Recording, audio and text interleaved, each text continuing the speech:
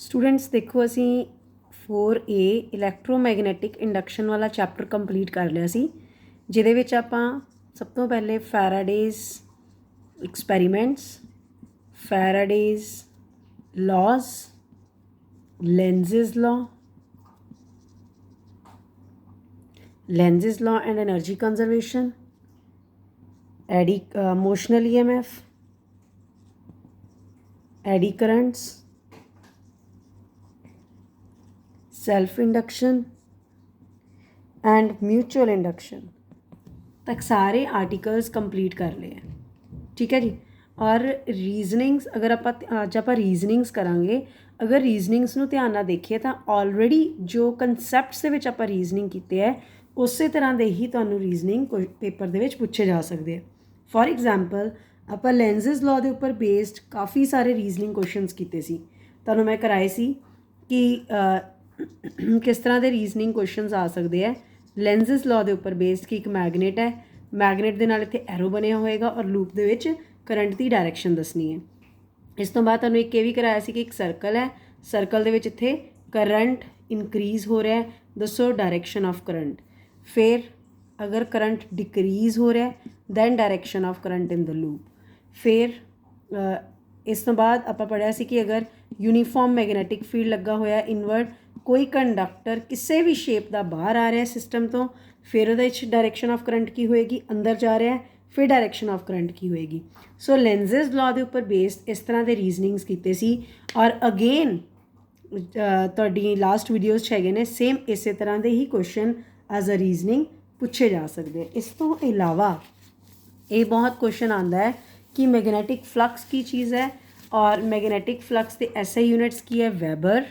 ठीक है, जिन्होंने असी WB ना रिप्रजेंट करते हैं। ये उपर छोटे छोटे क्वेश्चन पूछे जा सकते हैं।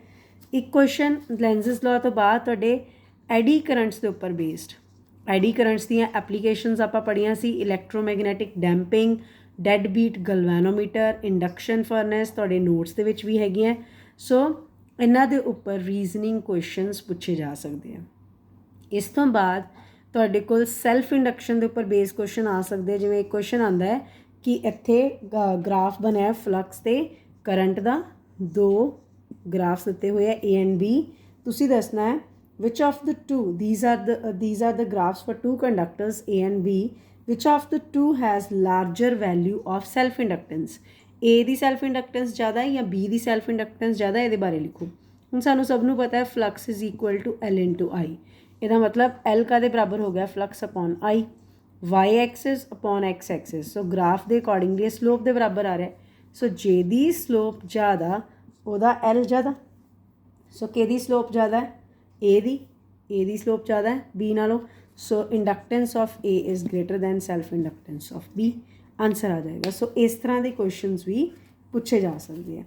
एक क्वेश्चन आता है वाई इज स्पार्क प्रोड्यूस्ड जो आप फैन का जोड़ा स्विच है, मान लो फैन है, फैन साढ़े घर के लगा होता, स्विच लगा, अगर आप ऑन करिए तो वो बैक साइड के उपर देखिए तो हल्का जहा स्पार्क प्रोड्यूस होंदा है।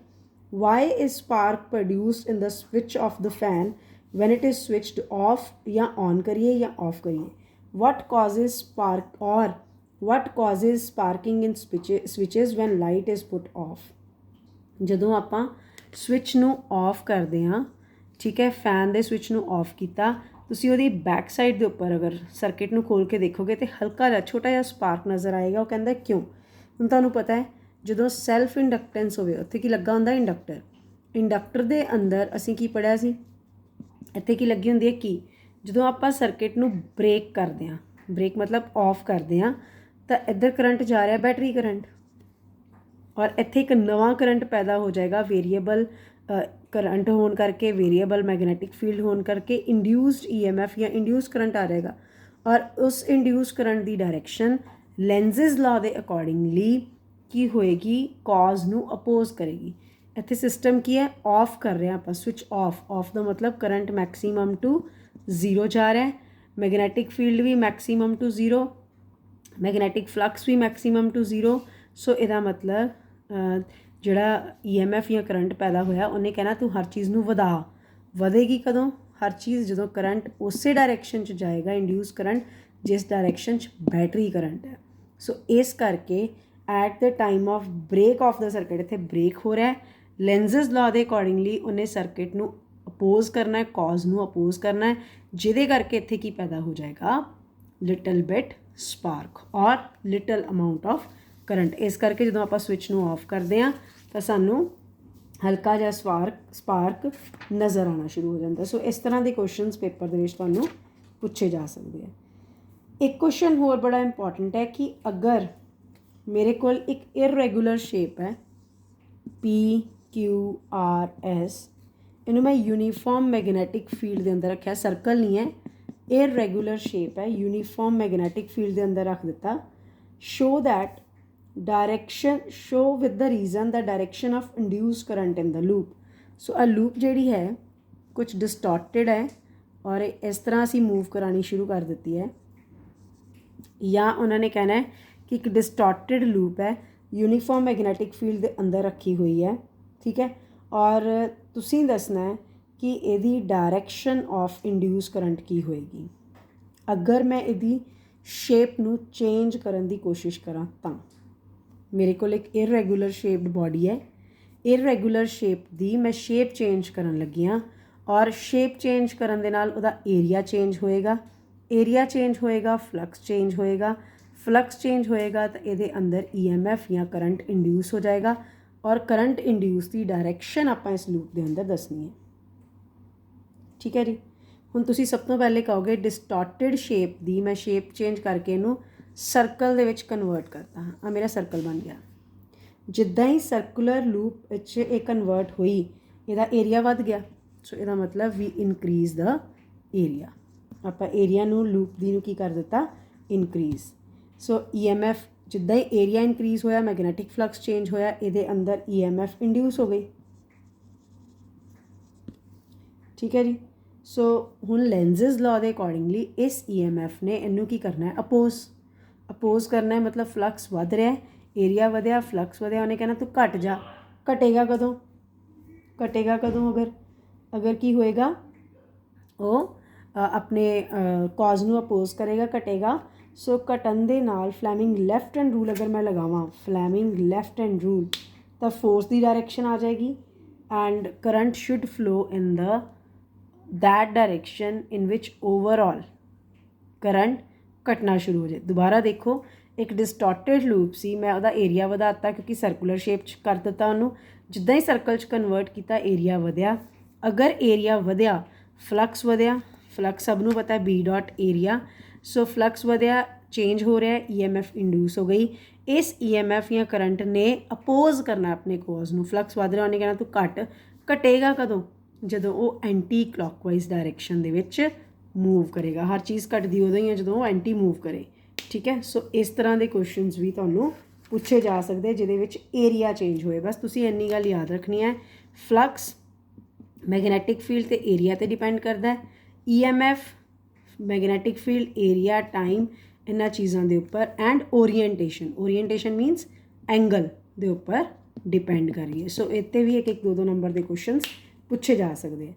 फिर तुहानूं सैल्फ इंडक्टेंस ते म्यूचुअल इंडक्टेंस के SI यूनिट्स बारे पूछा जा सकता है। और लास्ट ये एक बड़ा इंपॉर्टेंट क्वेश्चन है, तुहानूं मैं दस देवां जिहदे ते रीजनिंग काफ़ी ज़्यादा आती है, बल्ब ते बेस्ड। फॉर एग्जाम्पल एक क्वेश्चन है कि एक इंडक्टर है, इंडक्टर के नाल एक बल्ब लगा हुआ है, एक रजिस्टेंस है, रजिस्टेंस के नाल भी एक बल्ब लगा हुआ है, इत्थे बैटरी एंड की लगी हुई है। क्वेश्चन है the resistance is same as that of inductor, जिन्नी के इंडक्टर है उस हिसाब नाल रजिस्टेंस लगाई हुई है। Which of the bulb lights up earlier. ठीक है, अब B2 बल्ब है, ये B1 बल्ब है, किहड़ा बल्ब अगर आप स्विच नू ऑन करते हैं तो किहड़ा बल्ब पहले जग जाएगा एंड वाई। ठीक है, हुण तुहानूं पता है जदों मैं स्विच नू ऑन करूँगी तो फटाफट इस दे विचों रजिस्टेंस दे विचों करंट जाएगा। रजिस्टेंस ने की करना होंदा, करंट नू समूथ, अगर पिछों 10 एम्पीयर करंट आ रहा है तो रजिस्टेंस नू अपोज करेगी, मान लो 8 एम्पीयर बन जाएगा और बल्ब फटाफट जग जाएगा। लेकिन कुछ करंट इंडक्टर चो जाएगा, इंडक्टर दे विच की काम है, इंडक्टर ने जिद्दां ही करंट पास होया, करंट 0 टू मैक्सीमम हो रहा है, मैगनैटिक फील्ड भी 0 टू मैक्सीमम हो जाएगा। ਇਹਦਾ ਮਤਲਬ EMF ਇੰਡਿਊਸ ਹੋ ਜਾਏਗੀ ਔਰ ਕਰੰਟ ਇੰਡਿਊਸ ਹੋ ਜਾਏਗਾ ਇੰਡਕਟਰ ਦੇ ਵਿੱਚ। ਉਹ ਕੀ ਕਰੇਗਾ, ਆਪਣੇ ਕਾਜ਼ ਨੂੰ oppose according to Lenz's law. So inductor ਕਹੇਗਾ ਕਿ ਮੈਂ ਤੈਨੂੰ ਜਗਨ ਨਹੀਂ ਦੇਣਾ ਬਲਬ। ਇਹਦਾ ਮਤਲਬ ਰੈਜ਼ਿਸਟੈਂਸ ਵਾਲਾ ਬਲਬ ਪਹਿਲੇ ਜਗ ਜਾਏਗਾ ਔਰ ਇੰਡਕਟਰ ਡਿਲੇ ਕਰੇਗਾ ਹਰ ਚੀਜ਼ ਨੂੰ ਲੈਂਜ਼ਸ ਲਾਅ ਦੇ ਅਕੋਰਡਿੰਗਲੀ, ਇਸ ਕਰਕੇ ਬਲਬ ਬਾਅਦ ਵਿੱਚ ਜਗੇਗਾ। ਸੋ ਉਹਨੇ ਕੁਐਸਚਨ ਇਹ ਪੁੱਛਿਆ ਸੀ ਕਿ ਕਿਹੜਾ ਬਲਬ ਅਗਰ ਮੈਂ ਸਵਿਚ ਔਨ ਕਰਾਂ ਕੌਣ ਪਹਿਲੇ ਜਗੇਗਾ। ਸੋ ਤੁਸੀਂ ਕਹੋਗੇ B2 bulb will light up earlier. Why? Because current grows from maximum 0 to maximum side. So resistance ਨੇ ਸਿਰਫ ਸਮੂਥ ਕਰਨਾ ਹੈ ਕਰੰਟ, ਇੰਡਕਟਰ ਨੇ ਲੈਂਜ਼ਸ ਲਾਅ ਦੇ ਅਕੋਰਡਿੰਗਲੀ ਹਰ ਚੀਜ਼ ਨੂੰ ਅਪੋਜ਼ ਕਰਨਾ ਹੈ। ਸੋ ਇਸ ਕਰਕੇ ਉਹਦੇ ਵਿੱਚ B1 ਬਲਬ ਦੇ ਵਿੱਚ ਡਿਲੇ ਆ ਜਾਏਗਾ। ਮੈਨੂੰ ਉਮੀਦ ਹੈ ਕਿ ਸਮਝ ਆਇਆ। ਸੋ ਇਸ ਤਰ੍ਹਾਂ ਦੇ ਜ਼ਿਆਦਾਤਰ ਕੁਐਸਚਨਸ ਇਸ ਚੈਪਟਰ ਦੇ ਵਿੱਚੋਂ ਆਉਂਦੇ ਹੈ। ਸੋ ਮੈਂ ਰੀਜ਼ਨਿੰਗ ਕੁਐਸਚਨਸ ਦੀ ਇੱਕ PDF ਬਣਾ ਕੇ ਤੁਹਾਨੂੰ ਹੁਣੇ ਪਾ ਦਿੰਦੀ ਹਾਂ ਔਰ ਸਭ ਤੋਂ ਪਹਿਲੇ ਤੁਸੀਂ ਆ ਰੀਜ਼ਨਿੰਗਸ ਪੜ੍ਹੋਗੇ, ਫਿਰ ਆਪਾਂ ਨੂਮੈਰੀਕਲਸ ਵੱਲ ਚੱਲਾਂਗੇ।